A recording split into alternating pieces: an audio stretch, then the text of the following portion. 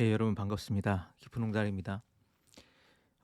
내년에 이제 1월에 그리고 1, 2월이네요. 토지를 같이 읽을 친구들을 위해 간단히 인사 겸 이제 마이크를 잡았습니다. 어, 토지하면 저는 제 중학교 때가 기억이 나요. 1학년 때인지 2학년 때인지 잘 모르겠는데 그때 국어 선생이 토지라고 하는 엄청난 책이 있다. 아마도 이 책이 언젠가 우리나라의 노벨 문학상을 받으면 이 작가가 노벨 문학상을 받을 것이다. 막 그러면서 이렇게 설명을 했던 게 기억납니다. 하여튼 그 말에 혹해서 그런지 이제 중학교 때 토지를 붙잡고 읽어보겠다라고 끙끙대었던 기억이 새록새록 솟아납니다. 대학교 때도 토지를 또 한번 읽어보기도 했고 그랬는데 제가 여러분에게 편지로 전해준 것처럼 우리가 같이 읽을 토지는 원래는 굉장히 분량이 많은 책이에요. 정말 어마무시한 분량입니다. 제가 처음 손에 쥐었던 토지는 한 권에 400페이지 정도. 그래서 16권으로 기억을 해요. 엄청나게 분량이 많습니다. 읽다가 거의 지치는 정도 분량이었고 사실 그때는 배경 지식도 부족해서 이게 무슨 얘기를 하는 건지도 잘 모르고 막 그랬습니다. 그렇지만 우리는 청소년을 위해 정리된 토지를 내년 1월에 그리고 2월 중순까지 총 6주에 걸쳐 같이 읽을 예정입니다. 책은 한번 그냥 훑어만 보세요. 나중에 우리 같이 읽을 때 호흡에 맞춰서 같이 읽기를 권합니다. 왜냐하면 6주간 읽는 거기 때문에 한 달이 넘게 좀 긴 시간 읽는 거예요. 근데 조급함에서 먼저 그냥 후루룩 읽어버리면 잘 읽는 건 좋은데 근데 정작 수업할 때 우리가 예를 들면 각 권마다 1시간씩 이야기를 나눌 거거든요. 1권에 있었던 이야기를 나누려고 하는데 1권 내용이 기억도 안 나고 막 그러면 좀 문제가 있겠죠. 그래서 천천히 좀 호흡에 맞춰서 읽었으면 좋겠습니다. 그래도 책에 관한 전체적인 소개를 여러분이 본격적으로 책을 읽기 전에 한번 소개하고 싶어서 한번 책 소개를 하도록 하겠습니다. 음, 편지에도 제가 종종 담았는데 종종 담았다는 이유는 뭐냐면 여러분들이 편지를 받아봤을 때 그렇게 생각할 수 있습니다. 내용이 다 똑같은 거 아니냐. 물론 여러분들이 수업에 참여하는 모든 친구들이 제가 보낸 편지를 한 자리에 모아서 보면 내용이 대동소이합니다. 비슷해요. 당연히 그럴 수밖에 없는 게 저도 손으로 이제 편지를 쓰면서 아예 새로운 내용을 쓸 수는 없거든요. 그래도 좀 다른 내용들을 썼습니다. 생각이 나는 대로. 그래서 어떤 친구한테는 그런 이야기를 해주기도 하고 어떤 친구한테는 안 해주기도 하고 그랬을 거예요. 일단 토지는 박경리라고 하는 작가가 쓴 아주 방대한 이제 소설이고요.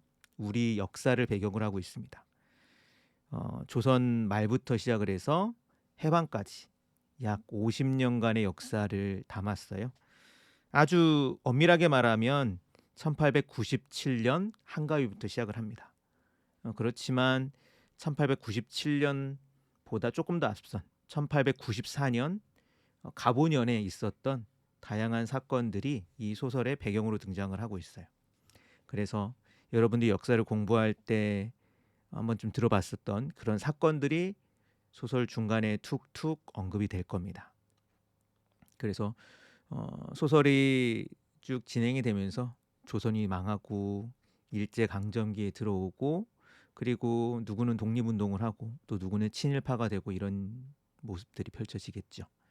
그런 50년의 역사 가운데 한 가문, 최씨 가문의 흥망성쇠를 다루고 있습니다. 그 이야기는 소설을 직접 읽고 이야기를 해보기로 하고요.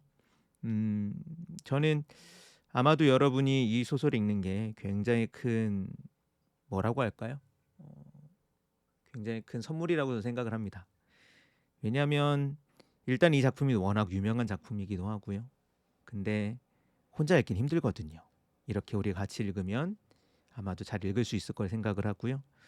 또 한편으로는 이 책을 통해 좀 복잡한 조선 말에서 해방까지의 역사 이야기를 여러분에게 좀 들려줄 수 있을 것 같아서 좀 기대가 됩니다. 그리고 어쨌든 여러분이 여러 책을 좋아하는 친구들도 있겠지만 이렇게 긴 책을 함께 읽은 경험은 아마 손에 꼽을 만큼 별로 없을 거기 때문에 저는 굉장히 좋은 경험이 될 거라고 생각을 해요. 자, 그래도 이 책에 박경림 작가님이 써놓았던 머릿말이 있습니다. 제 책에 있는 그 머릿말을 기준으로 여러분에게 한번 이 책의 머릿말을 같이 읽으면서 더 소개할 말들을 소개해 보도록 하겠습니다. 머릿말 제목이 이렇습니다. 청소년에게 드리는 말씀. 한 말로부터 일제가 망하기까지 40년 동안 우리 민족의 문화는 참담하게 난도질 당하였습니다. 여기서 한 말은 조선말을 얘기합니다. 문화란 대체 무엇일까요? 말할 것도 없이 인간들의 경험과 탐구와 창조로서 축적이 된 정신적 물질적인 성과이며 삶의 근본이 되는 것입니다. 그것은 각기 민족마다 고유한 것으로 국토와 더불어 실로 위대한 유산인 것입니다. 국토를 빼앗기고 문화마저 깡그리 사라져 버린다면 그 민족은 영원히 멸망하고 말겠지요. 연방제가 무너지고 러시아가 큰 혼란에 빠졌을 때 어느 말단 관리한 사람이 다음과 같은 말을 했다는 것입니다. 우리는 문화가 있기 때문에 다시 일어날 것이다. 그 말에 나는 깊은 감동을 받았으며 부러움도 느꼈습니다. 그리고 부끄러웠습니다. 우리 현실은 어떠한지요? 지도자를 위시하여 국민들의 문화에 대한 인식을 생각하니까 부끄러웠던 것입니다. 긴 역사를 지탱했고 그 빛나던 문화 민족이 어찌하여 이 지경이 되었는가 한탄스럽기도 했습니다. 우리는 어느새 배부른 돼지가 돼가고 있는 것이나 아닐까. 뒤에도 이야기하기면 이 작가의 글은 2002년 쓰여졌습니다. 지금하고는 좀 분위기가 다르긴 해요. 그러니까 저도 기억나는데 90년대 말 2000년대 초에는 정말 우리의 것이란 건 무엇일까? 우리에게 문화라는 게 있을까? 이런 생각들을 많은 사람들이 질문을 던졌고 작가도 같은 질문을 던지고 있는 거죠. 조금 더 이어서 읽어볼까요? 앞서 말한 40년 동안 우리 민족 문화가 난도질 당한 데는 삼박자가 맞았다고나 할까요? 일제는 나라를 빼앗기고도 민족을 말살하기 위해 우리 문화 파괴의 혈안이 돼 있었고 기독교 문화와 동경유학파, 그러니까 새로운 지식인들이 일본에서 들고 돌아온 소위 계몽주의는 각기 그 속셈은 달랐지만 우리 문화를 부정하고 파괴하는 데에는 손발이 맞았습니다. 일제는 우리의 글과 말을 없애려 했고 이름조차 지우려 했으며 우리의 역사를 날조하여 철저하게 민족을 매장하려 했습니다. 기독교 문화는 세계에 대한 인식을 넓혀주었고 새로운 문물에 눈뜨게 한 공은 있었지만 종전에 있어온 고유의 종교 가치관, 생활 양식을 배격했습니다. 새로운 지식인들 역시 서양의 합리주의를 신봉하고 새 시대를 띄어야 한다는 성급한 마음에서 오랜 세월 쌓아올린 것들을 부정했습니다. 그러니까 작가는 일제강점기에 우리 우리의 문화가 사라질 위기에 처했다. 사실 그 역사 공부를 해보면 알 수 있죠. 민족말살 정책 같은 것도 있었고 말을 쓰지 못하게 했던 것도 있었고 이름을 사용하지 못하게 했던 것도 있었고 한편 서양에서 기독교를 중심으로 들어온 서양 문화 그리고 서양에서 학문을 하고 공부하고 온 사람들 역시 우리의 어떤 무언가를 많이 배척하고 없애려 했다라고 이야기를 하네요. 이어서 읽어볼까요? 1945년 일제가 패망하고 우리 민족은 사슬에서 풀려났지만 해방의 환희는 잠시였습니다. 아시다시피 나라는 두동강이 나고 이념은 치열하게 대립했으며 동족 상쟁의 참혹한 수렁에 빠졌습니다. 이러한 비극 속에 강대국이 자행하는 정치적 압박과 문화 파괴는 여전했으며 민족적 불우는 계속되었습니다. 최근 2, 30년 동안 겨우 민족의 피와 땀으로 먹고 살 만큼 된 것인데 국민의 피와 땀을 바친 것 이외에도 너무나 큰 것을 우리는 잃어야 했습니다. 물질주의는 국토와 문화 파괴를 가속화해 했습니다. 지금 우리는 어디매쯤 와 있는 걸까요?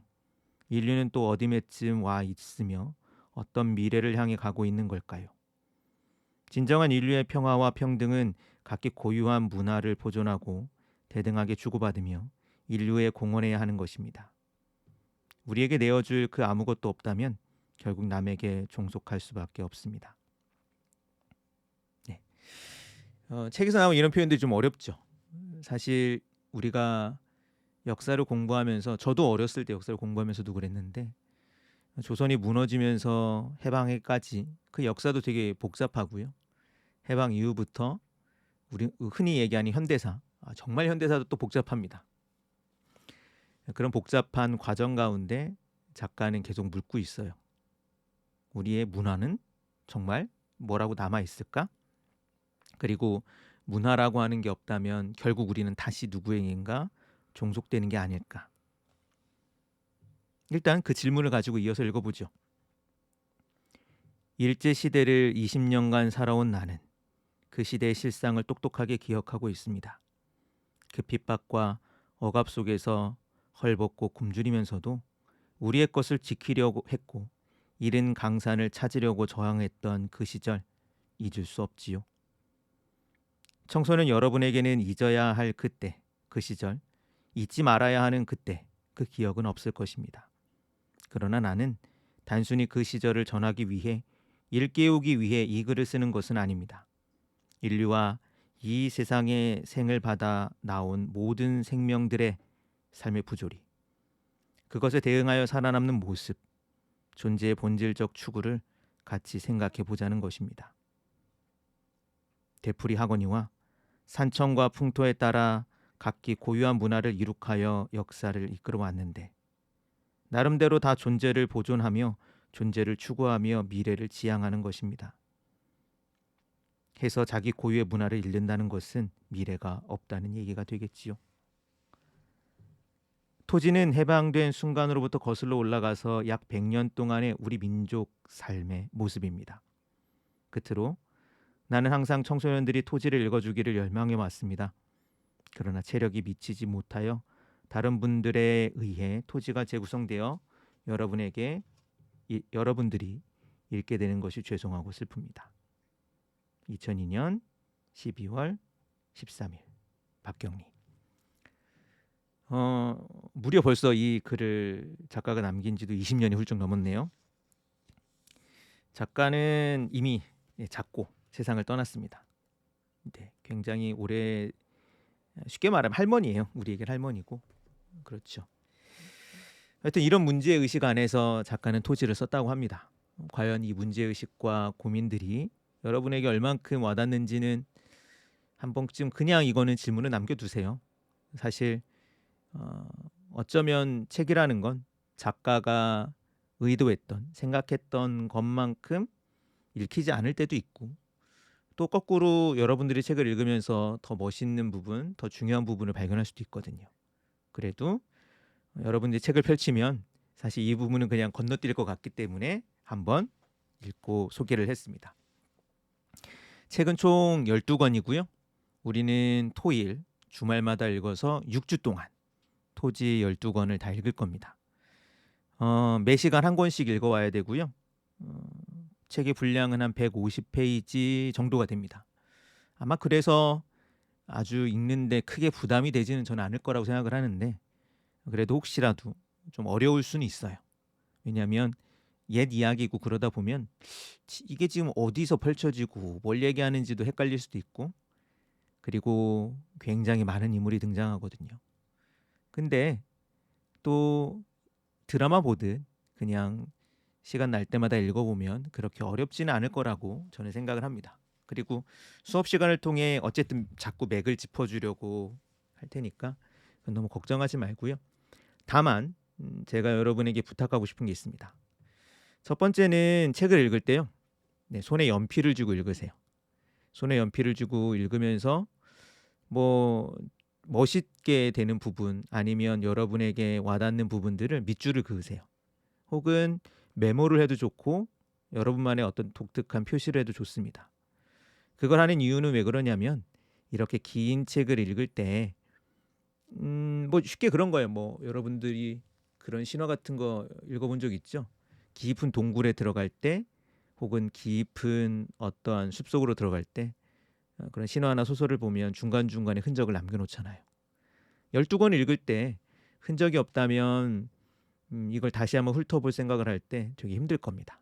그래서 가장 중요한 건 물론 이 책을 읽는 것도 있지만 이번에는 손에 연필을 주고 표시를 해가면서 읽었으면 좋겠습니다.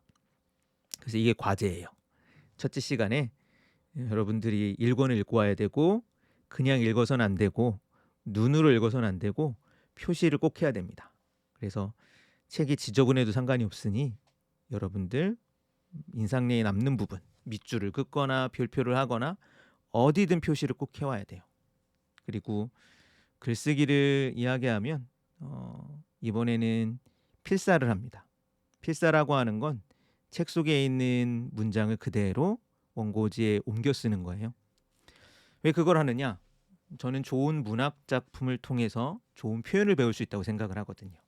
그래서 여러분들이 생각할 때 묘사가 잘 된 부분 아니면 인물의 성격이 잘 나오는 부분 그게 아니라 하더라도 내가 요 1권에선 요 장면이 기억난다. 기억에 남는 장면 뭐 이런 걸 그냥 그대로 옮겨 쓸 겁니다. 그렇게 옮겨 쓰고 간단히 여러분의 감상을 몇 줄 정도 남겨볼 거예요.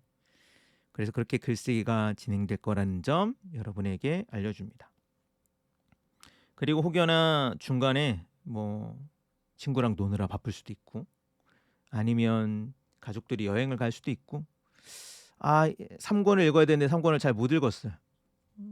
그래서 3권은 그냥 제대로 못 읽고 수업에 참여를 하거나 그랬는데 4권을 읽어야 될 때 3권을 꼭 읽어야 돼서 그러면 이제 그 시간에 2권 읽어야 되는 거잖아요.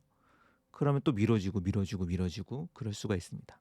그래서 미리 이야기하건대 매 시간 한 권씩 진행을 할 때 앞에 이야기를 못 읽었다 하더라도 그거는 제가 준비하는 교환을 통해서 그냥 내용을 대충 훑어보고요. 그냥 매 시간에 그 책만 읽어오세요. 왜냐하면 너무 부담이 이렇게 커지면 나중에 못 따라오고 그런 부담이 점점 커지면 커질수록 책 읽기가 싫어질 거예요. 그래서 그냥 앞에 부분을 못 봤다면 다 못 읽었으면 못 읽은 거 내비두고 다음으로 넘어가기를 바랍니다. 자, 여튼 오늘은 12월 19일인데 약 한 달 뒤에 우리가 토지라고 하는 책을 가지고 만날 예정입니다. 그때 만날 때 반가운 얼굴로 만나길 바라고요. 그리고 책을 읽으면서 글쎄요 어떤 이야기를 많이 나눌 수 있을지 좀 고민이 되지만 저는 여러분과 함께 아주 즐겁게 책을 읽고 역사 이야기도 많이 나누고 그랬으면 좋겠습니다.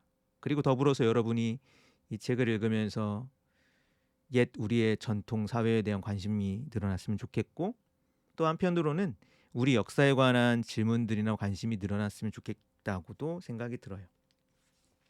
되게 뻔한 얘기인데 한 나라에 살아가는 사람들이 그 나라의 문화, 역사, 전통을 이해할 때 더 지혜롭게 살아갈 수 있다고 생각을 합니다. 물론 정말 많은 것들이 변하지만 그쵸. 제가 어렸을 때와 지금도 이미 달랐고 작가가 앞에 썼던 글을 썼던 2002년과 지금 2024년은 한참 다릅니다. 그렇지만 그런 어떤 차이 가운데서도 변하지 않는 무언가가 있고 그거를 잘 이해하거나 그걸 잘 간직하는 사람은 더 지혜롭게 이 사회를 살아갈 수 있을 거라고 생각을 하고요. 여튼 그래서 그런 이야기들을 우리는 수업 시간에 두루 나누도록 하겠습니다. 원래는 이렇게 긴 수업을 하면 이제 오리엔테이션 같은 걸 해야 될 수 있는데 그러니까 수업 안내 같은 걸 해야 될 수 있는데 그걸 할 만한 시간이 없어요. 여유가 없어서 이렇게 영상으로 목소리로 대신합니다. 혹시라도 궁금한 점 여러분들이 이제 책을 읽으면서 나오는 질문 말고 요 시간을 준비하면서 드는 질문이 있다면 뭐 댓글이나 메시지로 남겨주면 그 이야기는 수업 시간에 또 다루거나 아니면 또 다른 영상을 통해서 여러분과 나누도록 하겠습니다. 그러면 네, 좋은 새해 2025년 1월 만나기로 하죠. 또 인사하겠습니다. 여러분 안녕.